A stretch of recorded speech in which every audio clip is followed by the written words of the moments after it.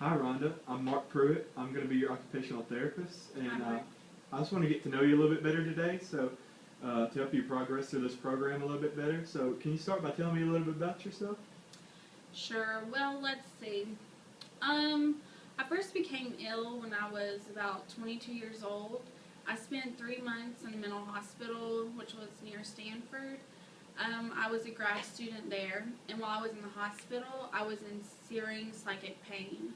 I was encouraged to blame every negative aspect of my childhood on my mom.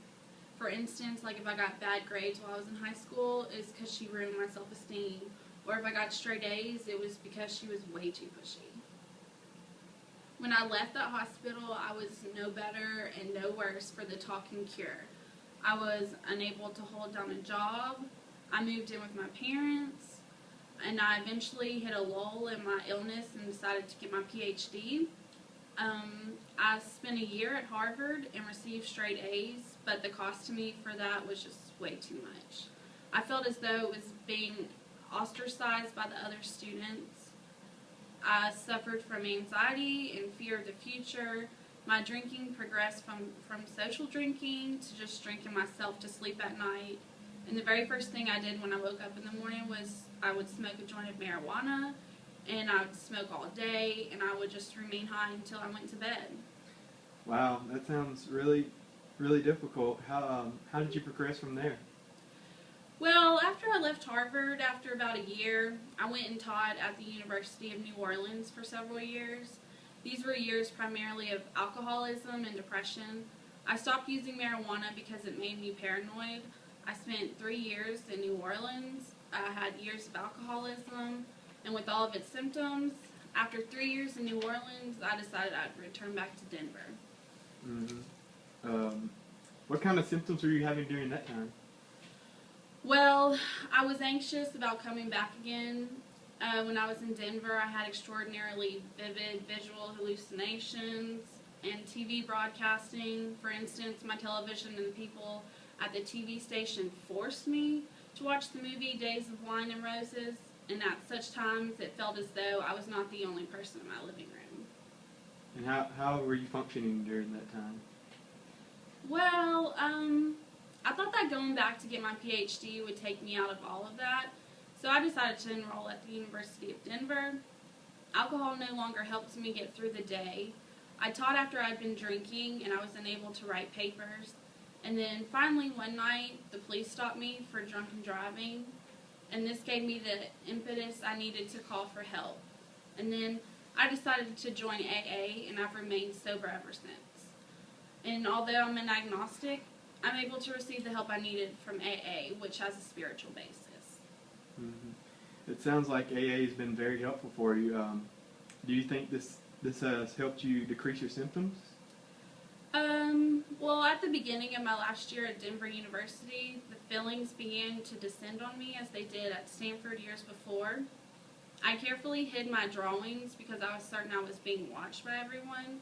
Eventually, I became aware of a magical force outside myself that was compelling me in certain directions, and I had no power to disobey the force.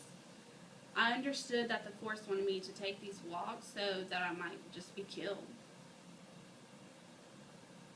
I had a number of other symptoms as well. I had little or no reaction to events or emotions around me. I felt that certain people had the capacity to read my mind, which was crazy. Whenever I saw a group of 2 or 3 people, I was sure that they were talking about me. And paranoia is a very painful emotion. Did you seek any treatment for these problems during this time? Well, eventually I decided to go to a psychiatrist who placed me on thiofixine or something like that.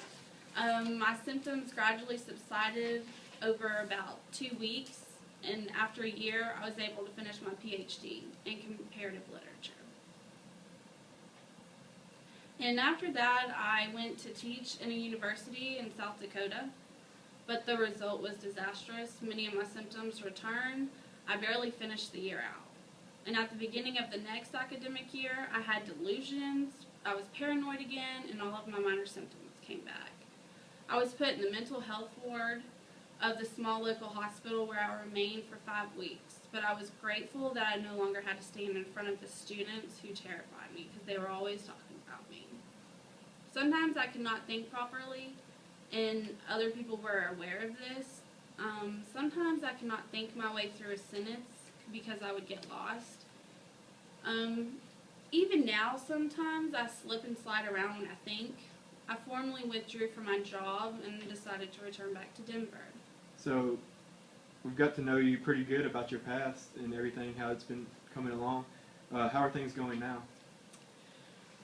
Well, I'm now taking clonazepam, and I'm pretty pleased with its effects.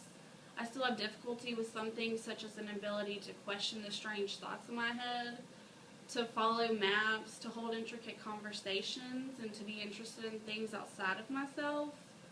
I don't seem to really care about anything. I still feel pretty guilty and depressed all the time.